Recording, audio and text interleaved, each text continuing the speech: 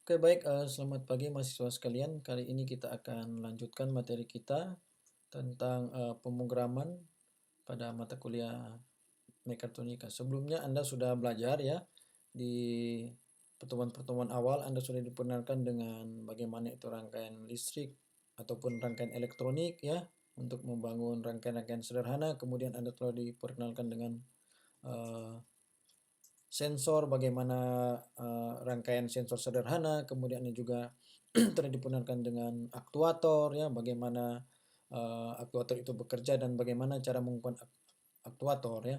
Kemudian di materi terakhir Anda juga sudah saya ajarkan tentang kontrol atau pengendali dalam bidang mekatronika ini ya. Jadi Anda sudah belajar bagaimana pengendali on off, pengendali PID baik tunggal maupun jamak. Nah, kali ini kita akan langsung melihat materi selanjutnya yaitu pokok bahasan terakhir ya. Eh, kita akan belajar tentang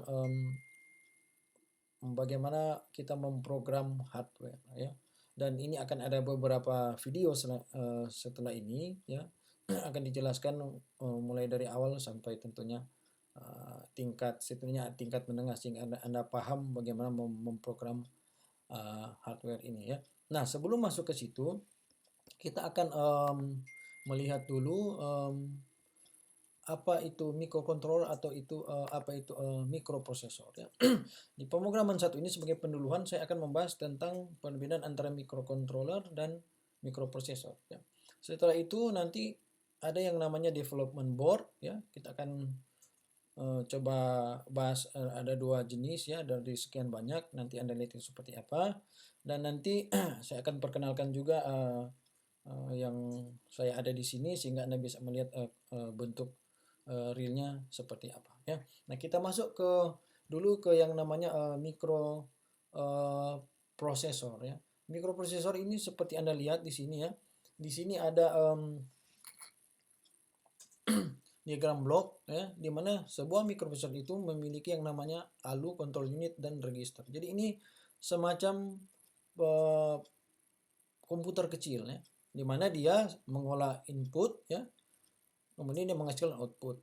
Nah, dalam melakukan operasinya itu juga dia membutuhkan si mikroprosesor membutuhkan memori atau bisa berkomunikasi dengan memori di luar. Ya, jadi sangat simpel, sistem sederhana, makanya dia mikro. Bentuk fisiknya seperti ini ya. Ini pengalaman saya dulu pernah waktu saya masih mahasiswa dulu ya.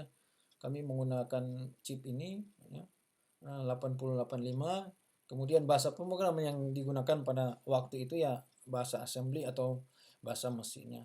Nah, Anda di zaman sekarang sudah enak, Anda bisa melakukan pemrograman dengan bahasa tingkat tinggi ya, dengan IDE yang lebih menyenangkan ya. Kami dulu waktu di assembly ya layarnya seperti CMD ya, hitam dan putih saja ya, dan memang waktu itu ya komputer masih kebanyakan ya CRT ya, masih putih hitam ya. Oke, kemudian kita masuk ke slide berikut ini. Bisa Anda lihat antara perbedaan mikroprosesor dan microcontroller. Dari sini kalau Anda melihat diagram yang di sebelah sini microcontroller, Anda lihat bahwa di microcontroller selain CPU, CPU itu yang hanya dibikin oleh mikroprosesor ya, CPU ini ya, dia udah ada device atau peripheral tambahan seperti RAM dan ROM sendiri di dalam satu chip ini ya. Jadi selain CPU ada I/O port, ada counter, timer, RAM dan ROM ya.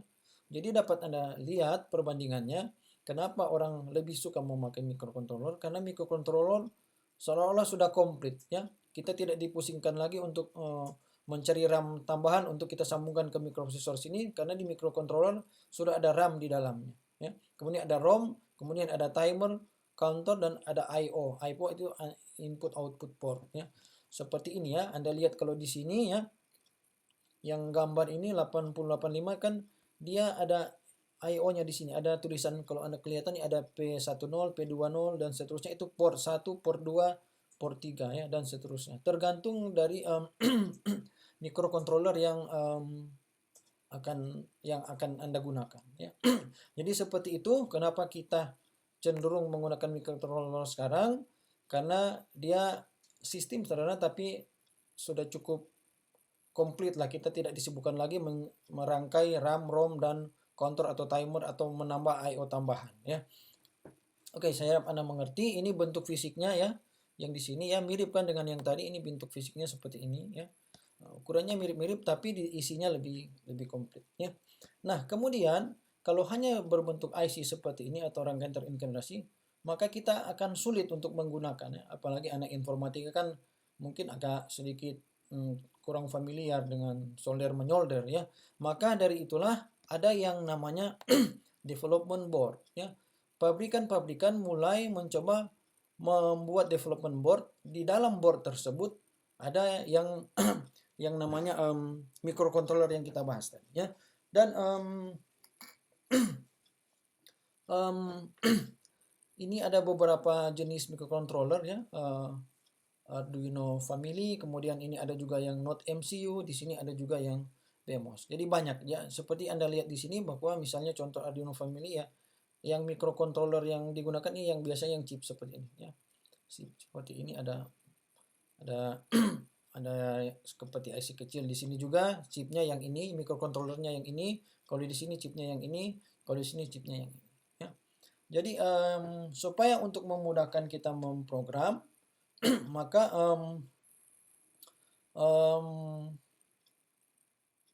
dibangunlah yang namanya development board ya. Tentunya itu bertujuan supaya Anda mudah dalam mempraktekkan atau memprogram atau membuat sebuah sistem dengan bantuan microcontroller ini ya. Nah, kita akan melihat juga beberapa yang saya punya di sini ya. Ya, di sini ada beberapa ini microcontroller yang sempat saya koleksi ya. Ini yang Arduino Mega yang besar ya, ini microcontrollernya. Di sini bagian pinnya ya, nanti akan saya jelaskan fungsi dari port-port yang ada di sini ya. Kemudian ini yang kecil ini dia nano, kemudian ini ada yang saya sering gunakan di sini ada WMOS ya, sudah pasangkan di robotnya ya. Ini microcontroller ini keunggulannya ini dari Espressif ya.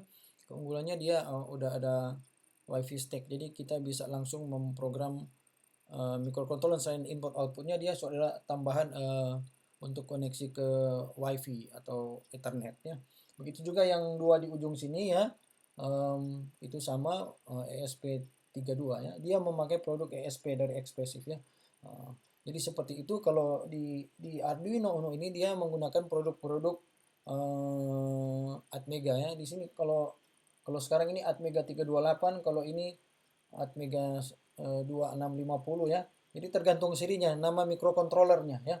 Jadi ketika sudah dalam boardnya ini, itulah yang kalian sebut Arduino ya, Arduino. Tapi di dalam Arduino ini misalnya dia ada chip yang dia gunakan, misalnya microcontroller tipe misalnya Atmega 328P atau lainnya. Begitu juga yang kecil sini ya. Ini namanya Arduino Nano. Jadi tapi dia di dalamnya dia menggunakan chip microcontroller Atmega sekian ya. Jadi jangan salah ya, jangan Anda membilang Arduino itu microcontroller, bukan, dia development board yang di dalamnya ada microcontroller ya. Seperti ini juga ya, ada produk ESP di sini ya. Ini chip microcontrollernya, kemudian secara development boardnya dia ada yang disebut Node MCU, ada yang dev kit. Nah, kalau ini juga sama, dia menyebutnya WMOS D1 ya. Jadi seperti itu. Dan mari kita lihat slide berikutnya. Ya. Jadi bagaimana untuk memprogram? Jadi sebelum Anda memprogram perlu saya jelaskan bahwa untuk memprogram ada yang namanya Arduino IDE ya. Arduino IDE ini ya, environment tempat kita memprogram atau integrated development environment ya. Disinilah tempat kita menulis kode kita ya. Dan Arduino IDE ini merupakan software yang free ya. Selain itu juga ada yang Arduino hardware yang tadi saya jelaskan ya. Nah, saya jelaskan dulu tentang Arduino IDE.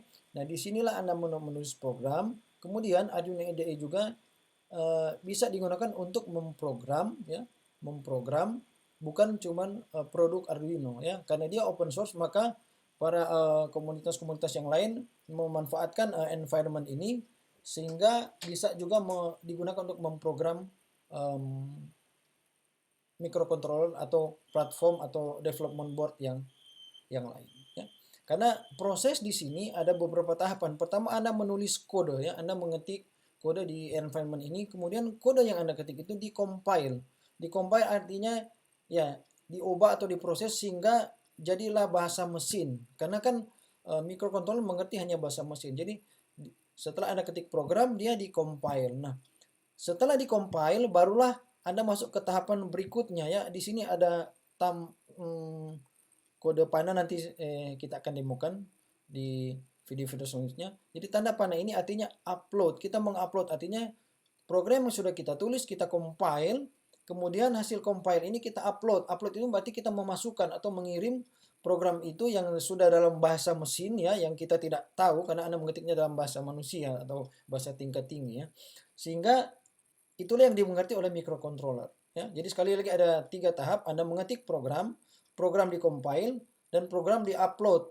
Nah, diupload itu artinya dimasukkan ke microcontrollernya ya. Tentunya dengan menggunakan koneksi. Kalau sekarang pakai kabel USB ya, sudah gampang ya. Seperti oke, saya balik lagi ke bagian ini mungkin ya. Ya.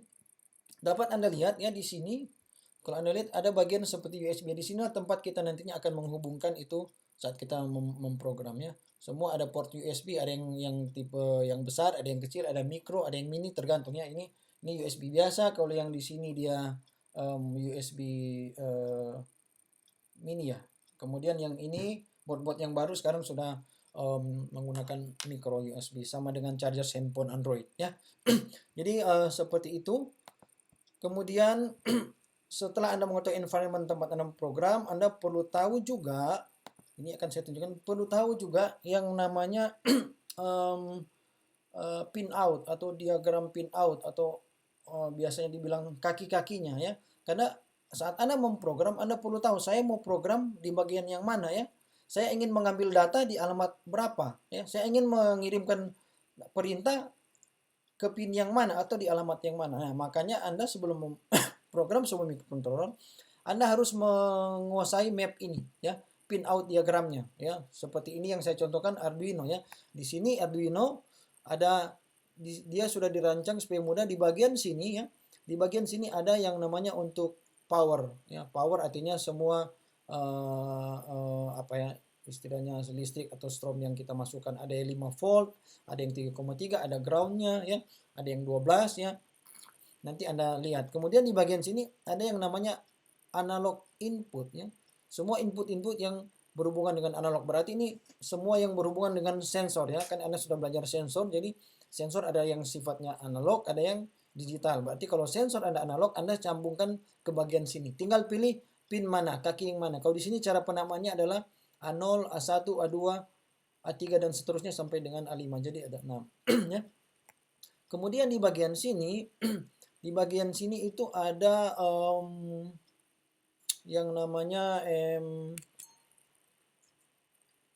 digital input dan output. Jadi di sini selain port yang bagian sini atau pin yang bagian ini, selain kita bisa gunakan sebagai input, masukkan, dia juga bisa berfungsi sebagai keluaran. Nanti itu kita tinggal atur di program pada bagian awal, deklarasi dan setup, kita akan menentukan dia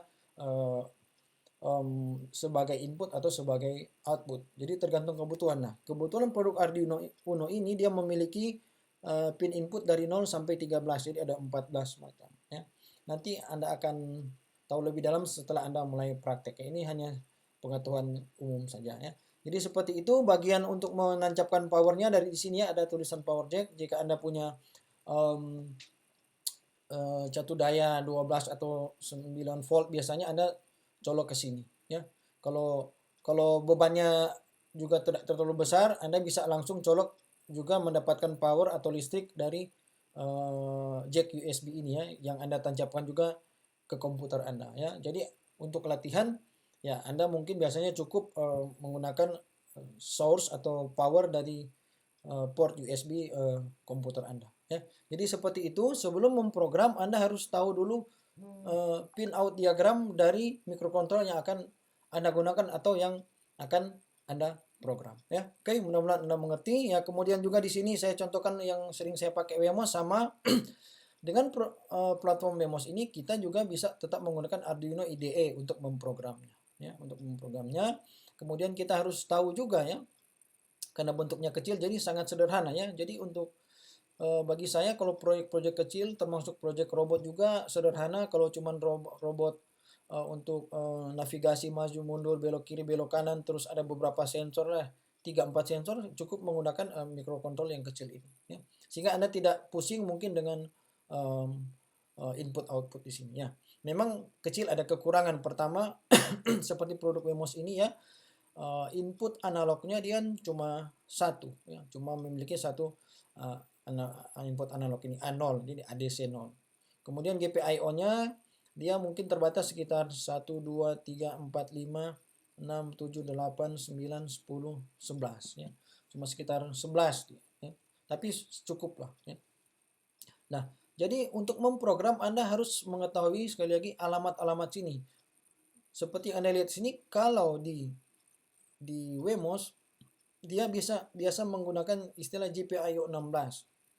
Atau persamaannya ketika kita menggunakan Arduino biasanya kita cukup mengetik saja D0 ya, atau ya pin D0, atau di sini ada D5, ini ada D6 ya. Kenapa ini tidak berurut seperti Arduino ya? Karena memang boardnya kecil, artinya dia hanya menggunakan pin-pin tertentu dari chip yang ada di sini ya. Ini kan chipnya ada banyak kaki, di sini juga ada kaki, tapi ada beberapa kaki atau pin yang tidak disambung atau tidak digunakan. Karena dengan konfigurasi seperti ini dirasa cukup untuk digunakan dalam praktek-praktek atau proyek-proyek kecil ya. Jadi tidak semua pin dikeluarkan atau diekspos sehingga ya urutannya tidak berurut untuk penamaan pinnya di sini ya. Oke ya. Mudah-mudahan Anda mengerti ya. Dan sekali lagi video ini hanya untuk menjelaskan dulu bagaimana ya bagaimana Anda melakukan persiapan untuk terjun dalam melakukan pemrograman sebuah mikrokontroller atau mikroprosesor ya. Jadi saya harap Anda mengerti, dan mungkin bagi anak informatika ini sedikit kurang menarik karena ada berhubungan dengan hardware, tapi nanti saya juga akan coba ajarkan kepada Anda nanti di saat program. Ada juga beberapa website ya gratis yang sudah menyiapkan simulatornya. Jadi kalau Anda tidak punya barangnya, Anda tetap bisa melakukan program ya, simulasi. Tentunya Anda fokus berarti di codingnya ya, di bagian logic ya, di bagian logic ataupun aritmetiknya, perhitungannya ya. Sehingga Anda bisa langsung mencoba merasakan bagaimana memprogram hardware tanpa hardware real ya. Oke ya, saya rasa cukup sekian dan semoga Anda bisa mengerti, dan sampai jumpa di video-video selanjutnya.